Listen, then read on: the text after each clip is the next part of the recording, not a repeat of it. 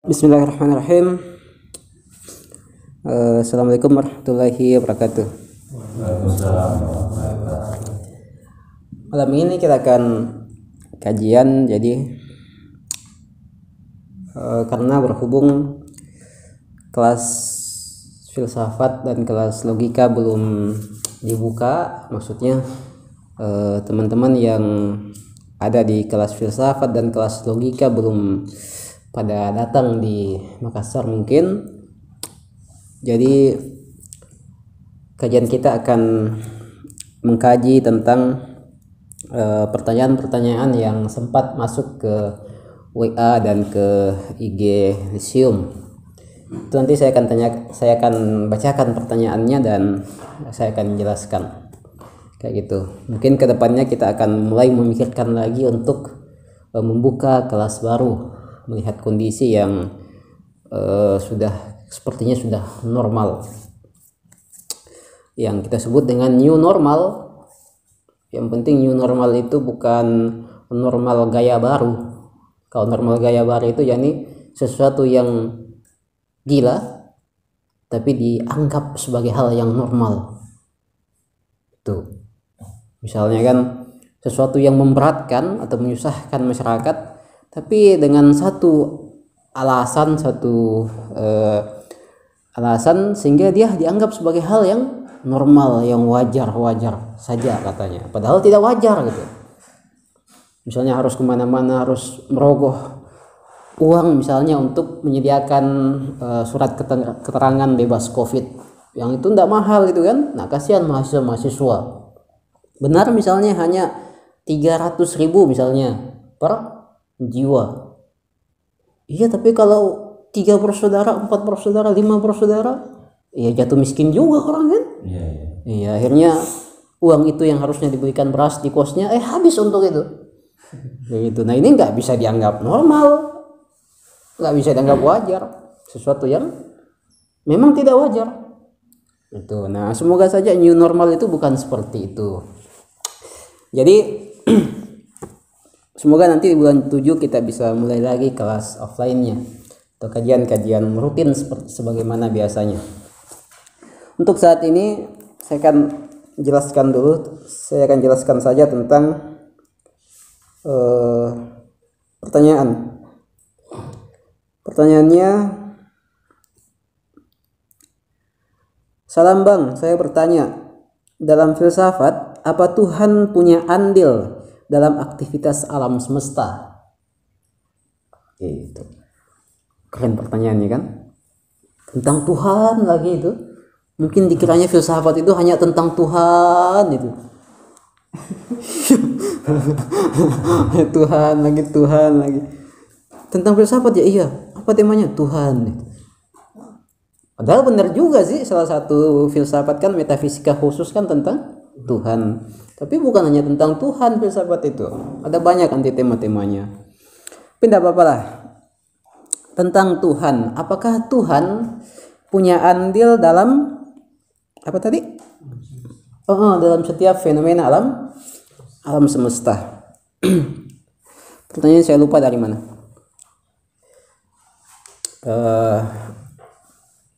Sebenarnya pertanyaan ini, apakah Tuhan punya andil, itu tidak akan terbatrahkan, tidak akan dipertanyakan lagi kalau kita sudah memahami konsep keterbatasan Tuhan, bahwa Tuhan hadir di setiap eksistensi yang terbatas, bahwa wujud ciptaan seluruhnya, bukan hanya manusia, itu sepenuhnya bergantung secara mutlak dependensitas kepada Tuhan, kepada wujud nirbatas, seperti bergantungnya buih pada lautan. Itu kan tidak mungkin lagi kita bertanya apakah lautan punya andil pada gerak buih-buih ini. Bukan hanya geraknya, iya, wujudnya itu juga bergantung sepenuhnya pada Tuhan. Gitu. Sehingga tidak mungkin ada sebuah gerakan yang di situ Tuhan lepas tangan, tidak ikut campur di situ.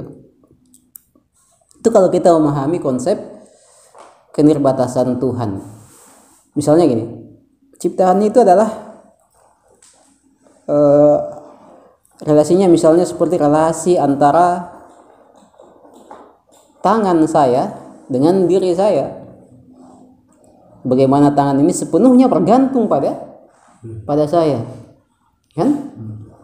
Tapi tangan bukan saya bukan tangan. Tangan sepenuhnya bergantung pada saya.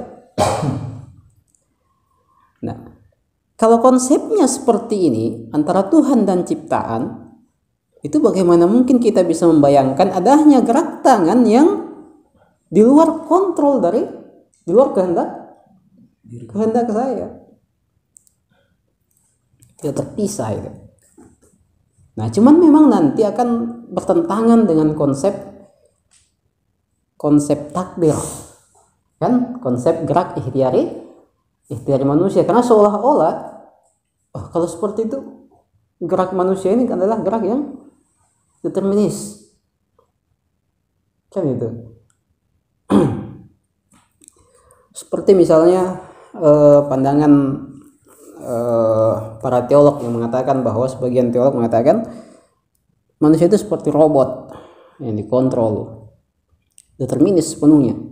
Berhadapan dengannya ada pandangan lain, para teolog juga yang mengatakan Tuhan itu seperti pembuat jam. Usai mencipta jamnya jalan sendiri, rusak sendiri. Kan itu. Ini kedua pandangan ini tentu keliru kalau kita memahami tadi konsep ketuhanan yang benar itu, konsep kenirbatasan dan independensitas mutlak Tuhan serta dependensitas mutlak ciptaan seperti buih di lautan itu. Maka tidak ada satupun gerak ciptaan, gerak buih yang lepas dari Tuhan. Cuman bagaimana Tuhan bagaimana nanti kita mendamaikan masalah ini dengan konsep takdir. Apalagi ketika misalnya dikatakan bahwa takdir Tuhan, kehendak Tuhan itu meliputi semua yang ada, dan kehendak Tuhan pasti terjadi. Sehingga apapun yang saya lakukan kemudian, ya itulah yang kehendaki Tuhan. Tidak mungkin saya melakukan sesuatu yang tidak dikehendaki oleh Tuhan, karena Dialah yang maha berkehendak. Atau juga misalnya problem ilmu Tuhan. Jadi saya hanya melakukan sesuatu yang diketahui Tuhan yang akan saya lakukan. Jadi apa yang saya lakukan kemudian Tuhan sudah tahu. Sehingga apapun yang saya lakukan kemudian ini, itu pasti adalah sesuatu yang diketahui oleh Tuhan. Karena kalau Tuhan mengetahui saya melakukan A dan ternyata saya melakukan B, berarti Tuhan bodoh, jahil, kan? Karena yang Dia ketahui ternyata bukan itu yang saya lakukan. Karena Tuhan maha mengetahui dari awal sebelum saya melakukan sesuatu, maka yang diketahuinya itu pasti yang saya lakukan, pasti terwujud. Kalau begitu saya tidak punya kehendak. Saya melakukan sesuatu yang sudah diketahui oleh Tuhan. Berarti saya dikontrol oleh ilmu Tuhan, kan seperti itu. Nah, itu gimana itu?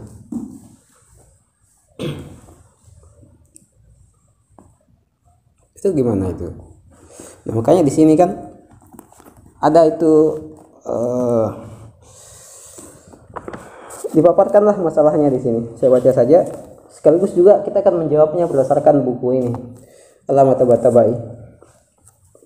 Fa in qulta al-iltizamu bi umumil qudrah lil af'alil ihtiyariyah iltizamun bi kauniha jabriyah. Jadi katanya, jika dikatakan, ini ada kritikan, jika dikatakan bahwa kelaziman dari mengafirmasi bahwa kehendak Tuhan itu meliputi semua perbuatan ikhtiari manusia. Jadi kehendak Tuhan juga meliputi semua perbuatan ikhtiari manusia. Dikatakan bahwa maka kelazimannya adalah perbuatan ikhtiari tersebut bukan lagi perbuatan ikhtiari, tapi perbuatan determinis. Kalau kehendak Tuhan juga meliputi perbuatan ikhtiari manusia, berarti apa? Iya, perbuatan ikhtiari manusia ini bukan lagi perbuatan ikhtiari, karena manusia hanya melakukan sesuatu yang telah dikehendaki oleh Tuhan. Gitu. Fa inna lazimahul qaul bi ta'alluqil iradatil ilahiyah bil fi'lil ikhtiyari wa hiya la tatakhallafu 'anil murad fayakunu daruriyal wuqu' wa yakunul insanu mujbaran 'alaihi la mukhtaran fi.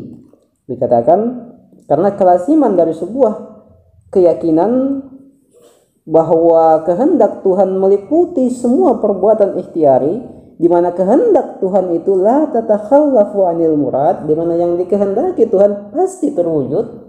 Kan itu. Kehendak Tuhan pasti terwujud. Fayakunu, maka perbuatan ikhtiari tersebut, perbuatan manusia tersebut niscaya mewujud. Karena kehendak Tuhan niscaya mewujud. Dan karena perbuatan ikhtiari manusia diliputi kehendak Tuhan yang niscaya mewujud itu, maka perbuatan ikhtiari manusia juga niscaya mewujud. Lah jika seperti itu, wa yakunul insanu mujbaran, maka manusia sesungguhnya determinis. Kan artinya perbuatannya ya niscaya mewujud, bukan lagi bersifat mungkin. Harusnya kan mungkin mewujud, mungkin tidak mewujud. Tapi karena kehendak Tuhan meliputi perbuatan manusia, maka perbuatan manusia bukan lagi mungkin, tapi niscaya. Kalau niscaya ya pasti, apalah daya gitu. Itu kritikan pertama.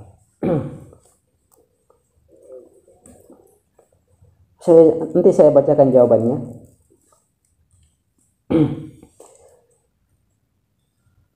Saya bacakan lagi kritikan yang kedua. Wa biwajhin akhar, kritikan yang kedua.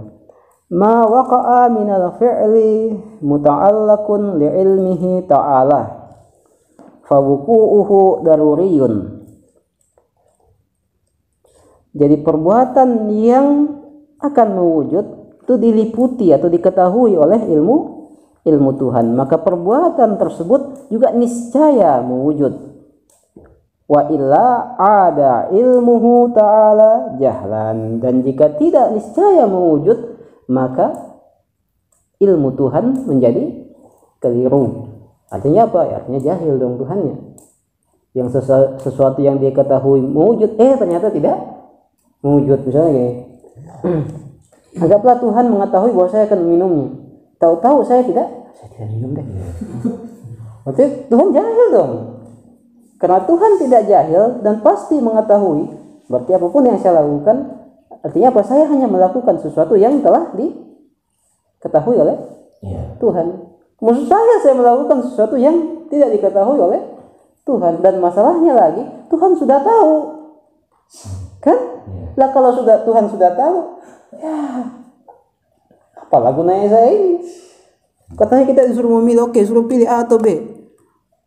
Tapi lagi-lagi yang saya pilih adalah yang sudah diketahui. Itu tidak mungkin saya memilih sesuatu yang tidak diketahuinya. Ya, kayak terkontrol begitu. Paham ya? Paham alur kritikannya kan? Wa illa ada ilmuhu jahlan, jika tidak terwujud yang diketahuinya mewujud itu, maka ilmu Tuhan akan berubah menjadi kejahilan. Fal fi'lu, maka perbuatan jabriyun la ikhtiyariyun, bersifat determinis, tidak ikhtiyari. Jawabannya menarik.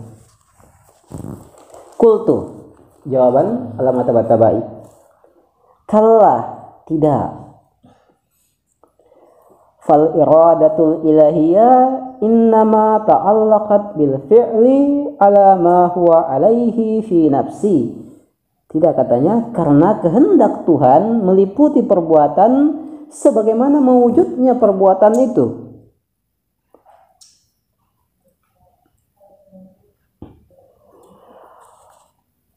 Ini faqad ta'allaqatil iradatu bil fi'li min tariqin ikhtiyaril insan.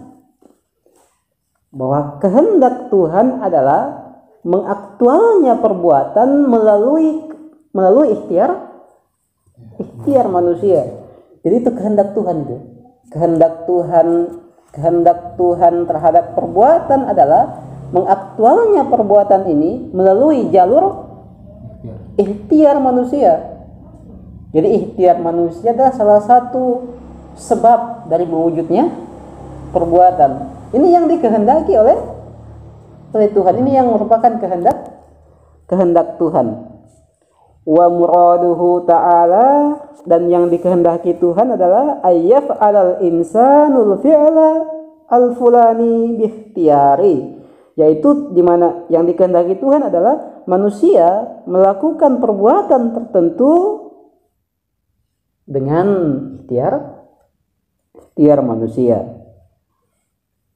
Wa minal muhal ay yatakhallafa muraduhu ta'ala an iradati, dan mustahil yang dikehendaki Tuhan tidak mewujud. Itu. Jadi misalnya gini, saya minum kopi ini, apakah dikehendaki Tuhan? Iya. Tapi bukan hanya dari sisi saya minum kopinya, tapi juga saya minum kopi dengan ikhtiar saya. Nah, itu yang dikehendaki Tuhan itu. Sehingga kalau saya minum kopi tidak melalui jalur ikhtiar saya, berarti apa? Kehendak Tuhan tidak mewujud. Paham enggak? Iya. Prosesnya melalui ikhtiar. Jadi kalau saya minum kopi secara determinis, ini bertentangan dengan kehendak Tuhan. Kenapa? Karena yang dikehendaki Tuhan adalah terminumnya kopi ini dengan ikhtiar saya, atau saya minum kopi dengan ikhtiar saya.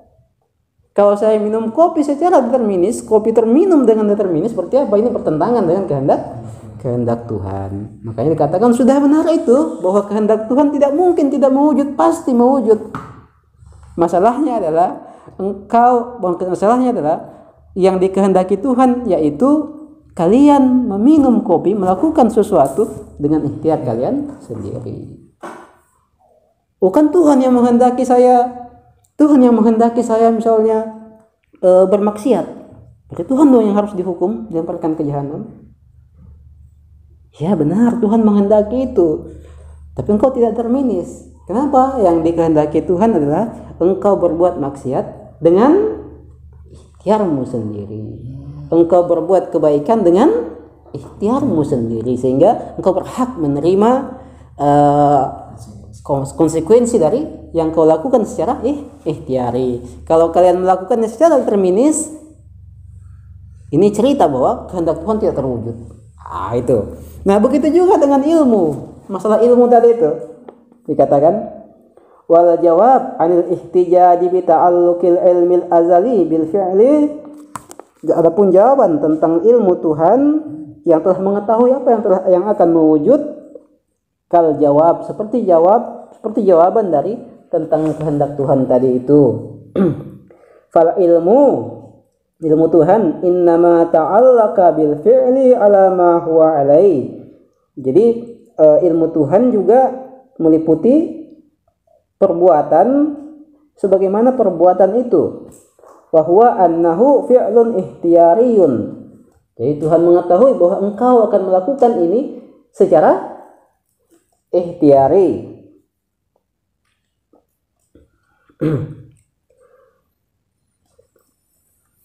Makanya dikatakan falau lam yaqa ikhtiarian, jika sebuah perbuatan tidak mewujud secara ikhtiari, kana ilmuhu ta'ala jalan, maka ilmu Tuhan akan berubah menjadi kejahilan.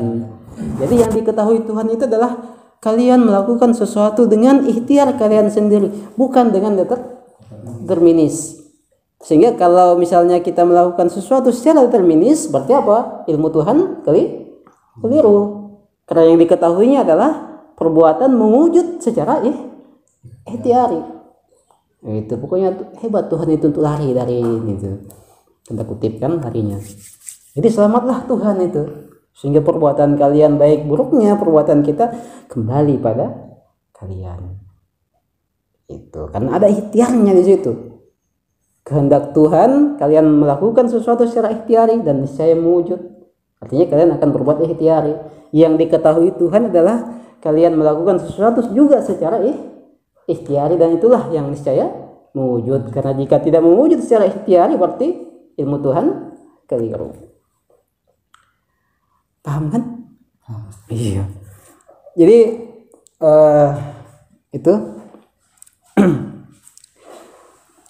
itu panjang bahasannya kalau masalah kehendak, takdir dan qada dan qadar itu, tapi untuk sederhananya seperti itu kaitannya antara kenirbatasan Tuhan, kenirbatasan ilmu dan kudrah Tuhan dengan tindakan ikhtiari manusia. Itu saja. Kapan-kapan kita lanjutkan. Billahi taufiq wal hidayah. Assalamualaikum warahmatullahi wabarakatuh. Waalaikumsalam.